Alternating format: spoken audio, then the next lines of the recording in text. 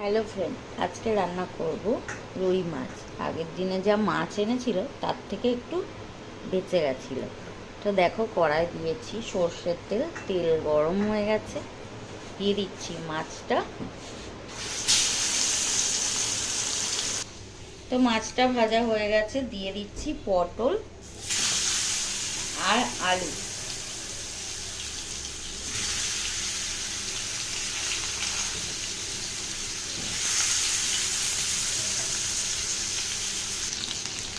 তো দেখো, আলু পটলটা বেশ ভালো করে আমি ভেজে নিয়েছি। সবজি একটু ভেজে নিয়ে রান্নাটা করলে না বেশ ভালো লাগে। বিশেষ করে পটলটা একটু ভালো করে ভাজলে আরও টেস্টি হয়। তো এবার আমি দিয়ে দেবো একটু মশলা।